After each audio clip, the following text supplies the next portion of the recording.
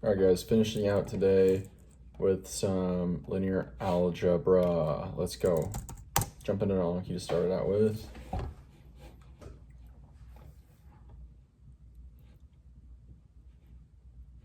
Here we go. What three basic algebraic operations can you perform on equations of a linear system without altering its solution set? You can interchange two equations. You can multiply an equation through by a non-zero constant. And you can add a multiple of another equation to another equation.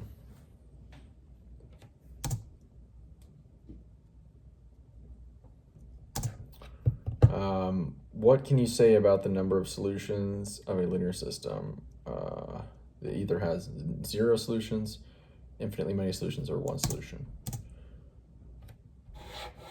What are the 9 chapters of elementary linear algebra by Anthony Call? Linear systems of linear equations and matrices, determinants,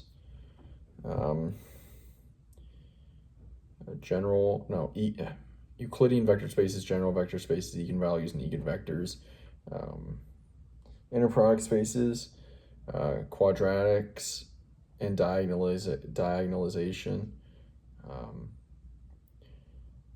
general linear transformations and numerical methods, quadratic forms, diagonalization, quadratic forms. We'll say fine. All right, let's grade the work I did from yesterday, then I'll be back and go from there. All right, guys, we've gone and done it. We got both of them right. Can you believe that? I did this like just in time at the end of it. I was like, hey, I don't understand this. Then I'm like, oh, let me try it. Then I got it.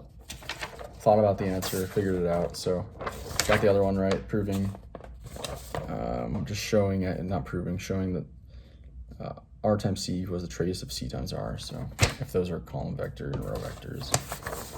All right, so I'm going to continue practicing and doing more problems, and I'll be back in a bit to recall what I learned. All right. This one, I would say I'm not that happy with this response, but basically we're trying to show if A is invertible and AB equals AC, then B equals C. I wrote down if we know A is invertible, then we could say this. This kind of defines inverse or an invertible matrix, and then I could say also A doesn't equal 0. So if A doesn't equal 0, then if AB equals AC, then B equals C. Because if A was 0, then this wouldn't be true. You know what?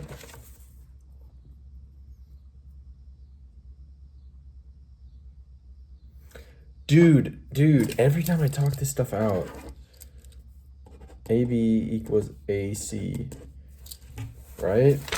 Check this out. If it's invertible, gosh, I need to figure out how to do this, but how to manipulate these algebraically. Because if I take this, I can take the inverse of this side, and this is going to be,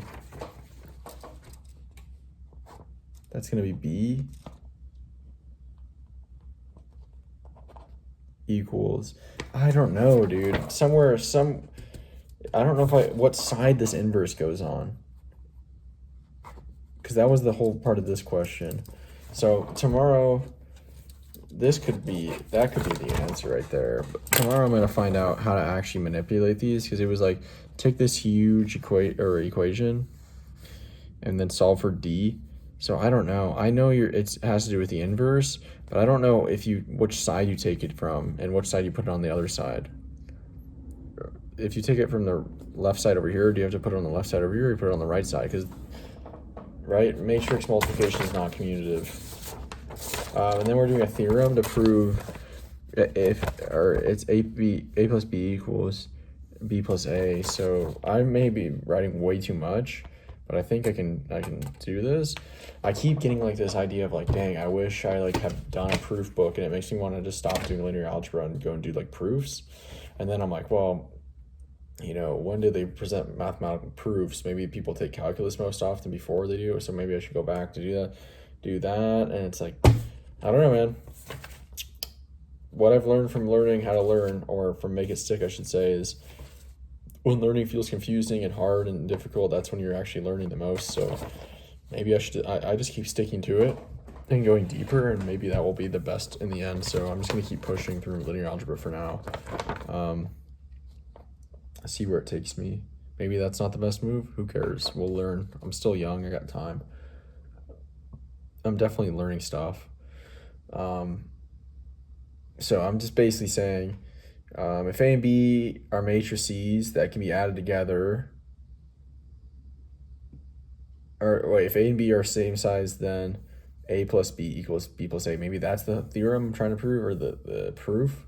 So if we know that A and B are the same size, then the number of rows and the number of columns in A are equal to the number of rows and number of columns in B. If A and B are the same size, then we can add them together. So that was this first part. I was like, that was information, but I'm not really using it. This is where the proof starts. If A and B are the same size, then we can add them together and get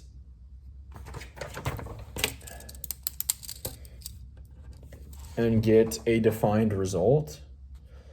If we can add two matrices together and get a defined result, then the resulting corresponding entries, or I should say the